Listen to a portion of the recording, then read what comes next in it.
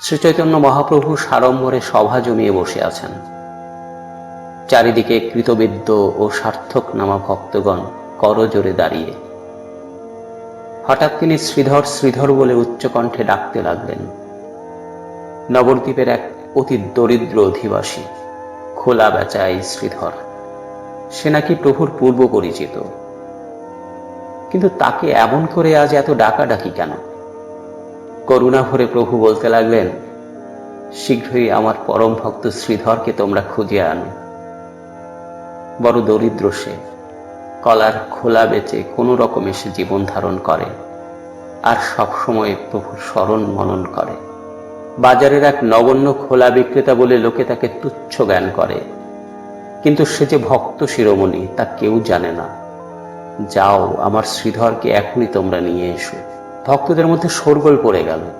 মহাভাগ্যবান এই শ্রীধর, কিন্তু জনাকীর্ণ নবদ্বীপের কোথায় সে বাস করে কে তা জানে? অনেক খোঁজাখুঁজির পর তাকে পাওয়া গেল। ভক্তরা তাকে ধরে এনে প্রভুর সামনে হাজির করলেন। শ্রীধর তো বিস্ময় হতভাগ। সামনে তার বৈষ্ণব গোষ্ঠীর অধীশ্বর শ্রী গৌরাঙ্গ, আগে যাকে তিনি জানতেন নিমাই পণ্ডিত রূপে। আজ সারা দেহে তার দিব্য লাবণ্যের ছটা, চোখে স্বর্গের জ্যোতি বিচ্ছুরিত। শত শত পুতচরিত বৈষ্ণবের তিনি সর্বস্ব, পরম প্রভু।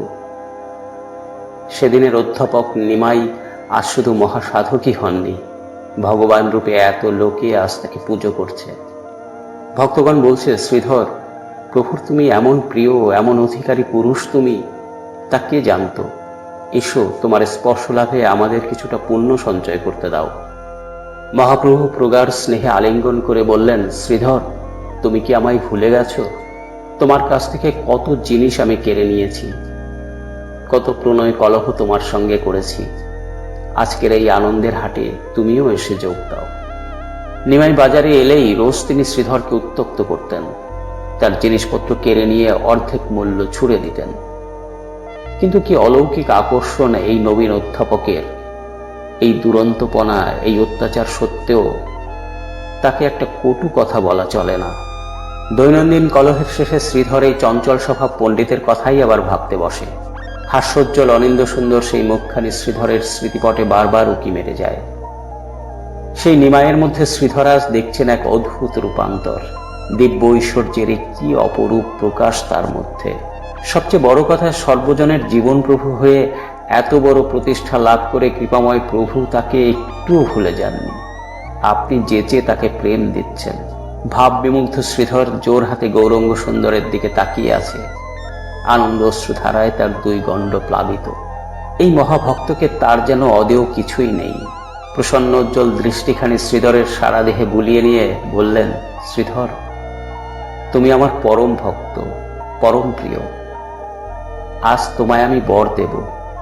কি তোমার অভিলাষ, খুলে বলো। রাজ্য চাও? রাজ্য পাবে। অষ্টসিদ্ধি চাও? আমি বলছি তাও হবে। ভক্তি গদগদ কণ্ঠে শ্রীধর বললেন, প্রভু, এবার কিন্তু আর আমায় ভাড়াতে পারছো না। তুমি যে পরম বস্তু তা আমার জানতে বাকি নেই। ঋদ্ধি সিদ্ধির কথা তুলে আজ আর আমায় বিভ্রান্ত করো না। কিন্তু প্রভু কিছুতেই তাকে ছাড়বেন না।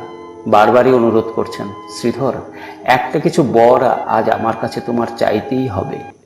সহজ প্রেমের সহজ স্মরণী বেয়ে ভক্ত শ্রীধর আজ তার পরম প্রভুর চরণ তলে এসে পৌঁছেছে। বিধি দয়া করে মিলিয়ে দিয়েছেন তার বাঞ্ছা নিধি। আর কোন বস্তু তার চাইবার আছে? কিন্তু প্রভু আর তার পার্শ্বদের পীড়াপিড়ি ক্রমেই বেড়ে চলছে। অগত্যা শ্রীধরকে বর চাইতেই হলো। চোখ দুটি তার অশ্রু ছলছল।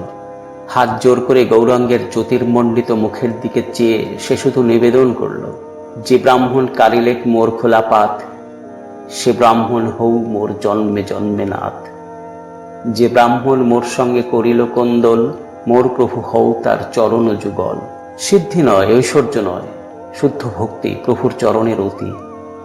এই দিন ভক্ত শ্রীধরের একমাত্র কাম্য। প্রভুর ঐশ্বর্যময় রূপ দর্শনের অভিলাষীও সে নয়। যে লীলা চপল রূপটি নিয়ে তিনি দিন শ্রীধরকে বারবার দেখা দিয়েছেন, কোন্দল ও হাস্য পরিহাসের মধ্য দিয়ে তার মন কেড়ে নিয়েছেন, আজ সেই সহজ সুন্দর রূপটির স্মৃতিই ভক্ত শ্রীধর চিরতরে তার বুকে এঁকে রাখতে চায়। ভক্তদের মধ্যে খোলা বেচা শ্রীধরের উদ্দেশ্যে ধন্য ধন্য রব পড়ে গেল।